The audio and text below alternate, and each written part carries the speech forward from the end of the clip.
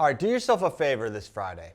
If you want to watch an awesome wrestling duel, an awesome wrestling rivalry, you've got to watch Virginia Tech versus NC State. This has become one of my favorite rivalries in all of wrestling. And I know anyone that knows me a little bit, you know I'm from Virginia. I love the ACC. I always have. Yeah, this is not my bias talking. Maybe a little bit, not much. I'm telling you, this rivalry is that good. These teams are elite. These are teams that are in trophy contention. Both of these programs have brought home trophies in the last several years. These are really good teams, really good programs. And more than anything, my general point, the rivalry and the tension and the general dislike these teams have for one another is absolutely palpable.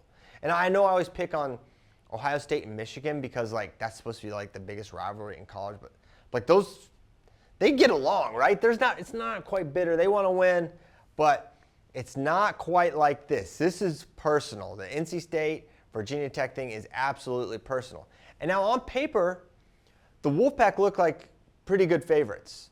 On paper, they're favored in more matchups. Simple as that. But I think there's an opportunity for Tech. This duel is always interesting, always close. I think there's plenty of coin flip matches here, right? 25, you've got, this is fascinating because I think we'll see Jacob Camacho here for NC State. They used him last week. He looked good. Will they use him again? Because they also have Jared Trombley. Trombley was a round of 12 guy last year. Go back and watch Jared Trombley versus Matt Ramos last year. He had it. He had him beat. Matt Ramos was wild last year. Trombley almost had him beat. Killian Cardinale had Ramos beat. And then he beats Spencer Lee. It was a crazy tournament for him. But Trombley was right there. He's really high caliber. And so I don't know who they're going to go with here. But if it's Camacho, I think it's a tough matchup if he's wrestling at his best. But Camacho's not had a great year relative to what I thought he was going to do this year, relative to, I'm sure, what Wolfpack fans thought he was going to do. This is a guy that's beaten Jack Mueller. He's an ACC champion. He's an All-American. He's tough. But he's going against Cooper Flynn, who is as solid as they come, very steady. Now, he's not going to blow out anyone in this match. It's going to be a close one. Cooper Flynn's slight favorite there, 33. Coming into the year, you would probably said, all right, slight edge, Sam Latona. He got the last one. He beat Kyorini at NCAAs, so maybe him. Well, Sam's not had the year that many people thought. This is a guy that beat Vito Ruggial last year, right? And gave Vito his toughest match at NCAAs. But he's been upset and then upset and upset again. So you wonder, well, what's going on with Sam Latona? Meanwhile, Kyorini's been out there, been competing, been wrestling at a really high level. And so this is one where if you're Virginia Tech, you're probably going to need this one. Good chance if we're going to win this duel, you're going to need Sam Latona to do what he's done before and beat Kyorini. But he's fearless upper body. He's competent kind of from everywhere. Sam's going to have to win it on his feet. He's a great leg attacker. If he can get to legs and finish, he'll probably win this match. 41, Ryan Jack is going to be a favorite over Tom Crook, but it's winnable for Crook. So it's another one. Edge, NC State, winnable for the Hokies. They got to pick it up. 49, maybe the premier matchup here. Arrington versus Caleb Henson. This is two, I think, top 5 guys. Henson certainly is, and Arrington knocking at the door for sure. Arrington, true sophomore. Both true sophomores, actually. And I think Henson's the favorite here, but Arrington's going to make this interesting. It's going to be at Reynolds, where NC State wrestles. This place, I mean, they've sold it out a couple times this year. This is not a small venue for wrestling. It gets raucous. It gets loud in there. And it's going to be a really fun atmosphere to watch. Just not only are you going to see high-level wrestling, real intensity. It's going to be in a great atmosphere. So you're going to want to watch this matchup. 57 is tough. This is where it gets hard for the Hokies because Bryce Andonian sounds like he's not going to be back till ACCs, right? He had that injury against Meyer Shapiro in January. We haven't seen him since. So no Bryce Andonian against Ed Scott. He's beaten Ed Scott before. He's beaten him soundly before. He lost to him by pin at NCAAs. But so do they use Ulrey? Is there someone else that they could potentially throw out there? I'm not sure, but Ed Scott's going to be a favorite in that matchup. And this is a match where Virginia Tech, probably coming into the year, you're like, we should win 157. Now, not the case. And then you've got these matchups like 65 where you have two kind of unheralded guys. And these are where the dual meet, like I love dual meets a lot, but I'm not like a zealot like, wrestling Twitter is, like where we should just change the entire sport, make it all duels and all this stuff. But I do love dual meets, and I think they are like one of the most marketable and interesting aspects of their sport. And this 165 match, this is a throwaway match at a tournament. No one's watching, tuning in.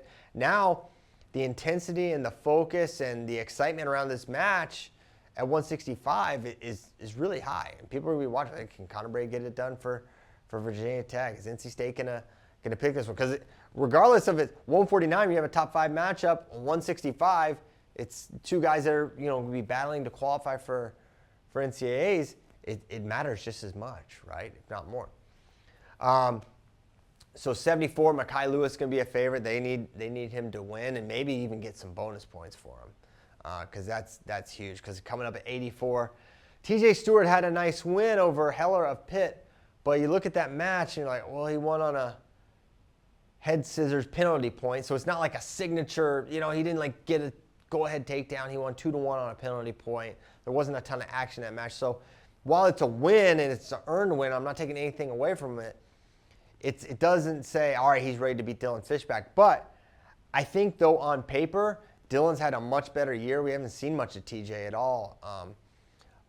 But it seems like TJ's going to be their 84-pounder. I think it's going to be a really close competitive match. I think TJ's going to be hard for Dylan to score on early. But if he's pushing the pace for a long time, I'm curious to see how TJ can hold up at the end, because we saw him. He had a match all but one earlier this year, and he fell off against UNC. I think it was Kane. He had it. It looked like he had it won, and then boom, boom, boom, fell off and ends up losing the match. So if you're an NC State fan, you probably want to see Fishback wrestle a high-pace, high-energy match and see what TJ has left, because in a couple weeks ago he didn't have it for 7 minutes. But it could be a different story, as we saw TJ was able to beat a very tough Heller of Pitt last week, regardless of how he got it done. 97, big favorite for Trent Hidley. Andy Smith's a tough guy, but Trent Hidley's, he's world class. He is literally world class. He won the Farrell. He beat Ringer. He beat Kinshadze. But he's a savage. And not to go on a tangent, but why not? Like, I know Aaron Brooks wins this match every time. I know he's won it. I know he won it last year. I know he pulled away last year. I'm still excited for that matchup. And I think Trent's wrestling really well. I think the move up to 197 was good for him. He's focusing less on cutting weight and more on just wrestling and feeling good. And he's been feeling good, and he's been dominant. So anyway, he's a big favorite there. And then heavyweight, I think it's a toss-up, Treffin versus Katka. It's going to be probably a one takedown match, if we're being honest. Treffin's a favorite, though. So it's uphill for the Hokies, right? That 57 thing, that's a killer. But there's a path there for it to be won. And there's a lot of reasons to watch this match. There's a lot of reasons to watch ACC wrestling in general. It's on the rise. Will continue to be on the rise. NC State's going nowhere. Virginia Tech's going nowhere. And I get so excited about the ACC because I've been watching it for a long time. And I remember where NC State was. This was not a quality program, right? They had, they get a couple qualifiers, but it was top to bottom. It was kind of a mess. Virginia Tech was, when Brands left, it was like the worst program, like literally one of the worst. And then it's been rebuilt. And this is in North Carolina and in Blacksburg, Virginia. These are not wrestling hotbeds. You're not supposed to be able to win the way these teams have, right? But it shows that, you need that administrative support, yes, but the leadership on the coaching side got this done. And so while Pat Pop and Tony Roby and, Kevin Dresser deserves a lot of credit for Virginia Tech, obviously, as well. While they may not see eye to eye on the wrestling mat, they have a lot in common. And I think wrestling's in a better place for it. The East Coast and the ACC has two dominant presences. And now UNC's brings in Rob Cole. They're trying to win. Pitt with Keith Gavin has done a great job as well. So I love ACC wrestling. The ACC tournament's going to be incredible this year as well. That team title's up for grabs always. And NC State, Virginia Tech probably be duking out again in a couple weeks at the ACC Championship. But make sure you're tuning in Friday. If you haven't watched it, because I know a lot of you guys, you love your Iowa, you love your Penn State, you love that Big Ten wrestling, and I do too.